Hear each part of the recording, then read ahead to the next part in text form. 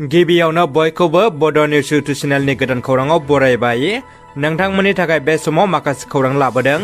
भिडिअखौ जोबजासे नायलांनो दाबाव आरो चेनेलाव गोदानब्ला अन्नानै साबस्क्राइब खालामना बेल आइकनआ अलाव होनानै ला आरो भिडिअखौ लाइक कमेन्ट शेयार खालामनो गुरै खावलायबाय।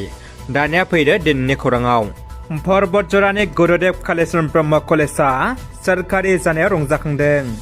बिटिआर गोरोबथानि 6.3 दफा बायदियै पर्बत जरानि गुरुदेव कालीचरण ब्रह्म कलेज टिपकाया सरकारि महरै गनायथि मोनबाय।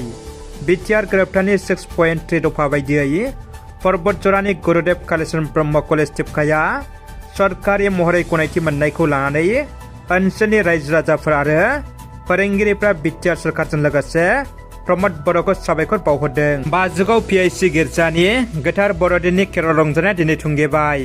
गोथार बर'दिनखौ गुबुन गुबुन ओनसोलफ्राव फालिनाय बायदिनो गसाइगाव महकुमानि सिङाव थानाय बाजुगाव पिआइसि गिर्जायावबो रंजा बाजायै फालिनायखौ नुनो मोननाय जायो।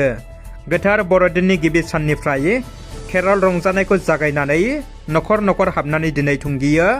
बे केरल रंजानाया मख'नो गोनांदि मण्डलिनि गासै 200निबो गोबांसिन न'खरफ्राव हाबनानै उन्दै गिदिर बयबो खौसेयै केरलखौ रंजानाय जादोंमोन।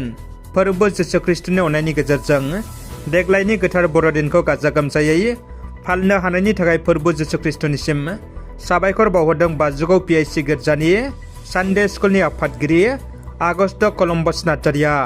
लोगोसे इं 2024 मायथाइनि जानुवारि सानखालि गेदेरथार गिर्जा हाबनायाव मुलुगनि आरो हादरनि सान्थिनि थाखायबो आर'ज खालामनाय जागोन होननानै फोरमायबावो बिथाङा।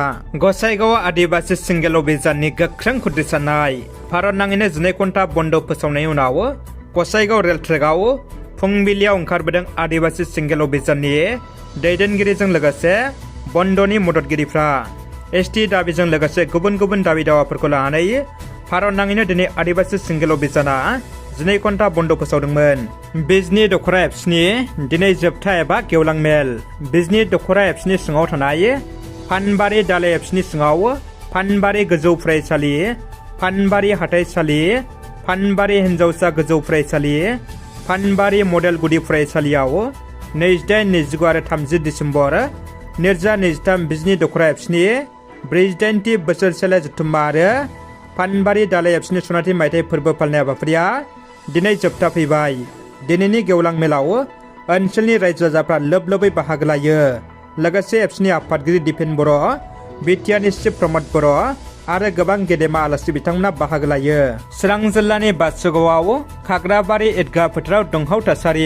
थि समाव हारिमु दिन्थिफुंनायखौ नुयैनि दायाव सियार टेबोलफोरखौ बुफाय बुसि खालामदों ओनसोलनि थागिबि रायजो राजाफ्रा। थासारिखौ उनाव सामलायनो हायो होनना मिथिनो मोन्दों। क'क्राझाराव सासे बर' लाइमोननि गोथै देहा मोन्दों। मोनसे दुखुनि खौरां।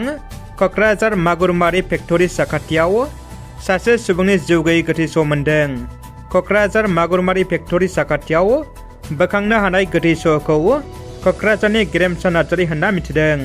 मख'नो गोनांदि गेरेमसा नार्जारिया गसाइगावनि ITIनि फरायसामोन।